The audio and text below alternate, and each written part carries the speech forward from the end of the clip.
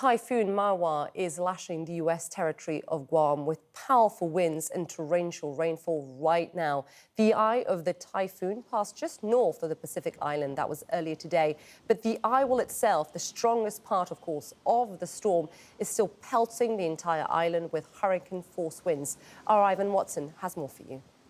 The island of Guam is taking a beating.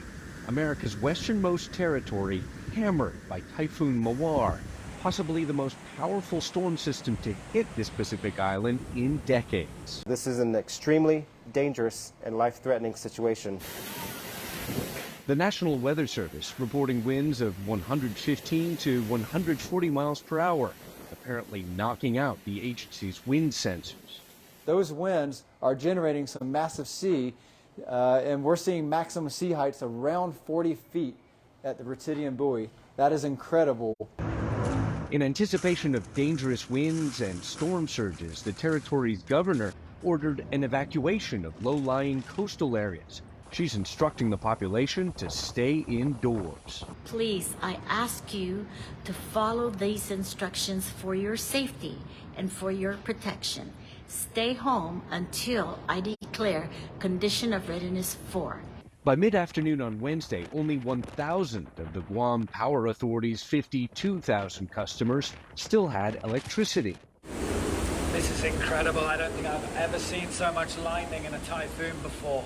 The eye wall of Typhoon Mawar lashing the northern end of the island. That's the location of Andersen Air Force Base, a sprawling military installation we filmed from a plane in better weather back in 2017. We've also passed over Andersen Air Force Base, where B-1 bombers have been flying out of.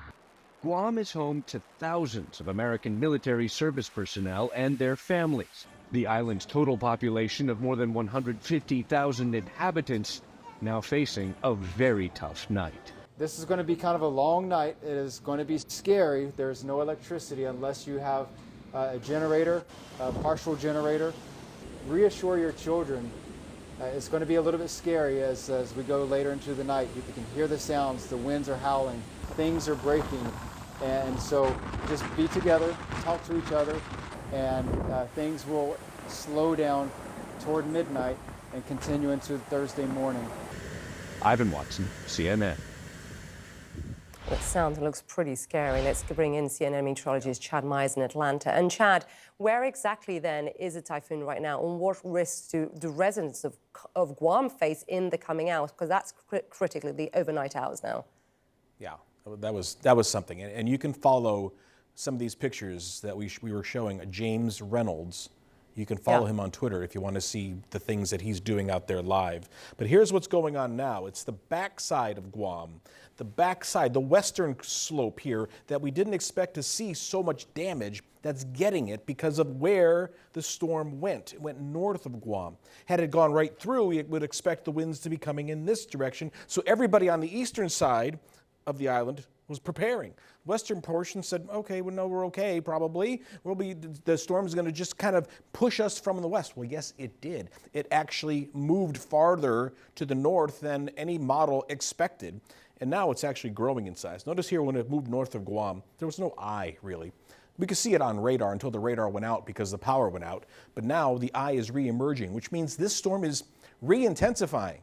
Now, the good news is there are miles, kilometers worth of land here, no land, of water to the west of Guam for a while. But there will be things that could get in the way as the winds were gusting to 240 kph, 220 right now, gusting to 270, and moving slowly, only 9 kilometers per hour, which means these people were feeling this wind for hours and hours and hours, not just a passing storm that kind of came and went. The winds were just going and going and going all night long, and so was the rain. Over a half a meter of rainfall reported already in some of these spots, and it's still raining. As we can tell by the radar, we could have told by the radar if there was power, but we're kind of watching the satellite, realizing where the lightning still is, so obviously still raining in some spots. Flood warnings in effect, still another 100 millimeters of rainfall to go in many spots. But here's where we are now. Winds will start to die off in the overnight hours, and by tomorrow morning we'll start to see temperatures still very warm with the humidity and the storm still really intensifying out here with very warm water out there. I know we talk about the Atlantic hurricane season only starting in June, but the season out here lasts pretty much all year long because the water is so warm. But by tomorrow the winds are down to 70, but not in the storm itself.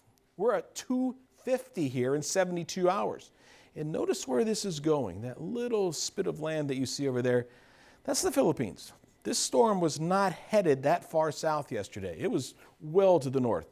We have our eyes on that in the coming days. Isa. Stay safe, everyone. Very dangerous indeed. Thanks, Chad. Appreciate it.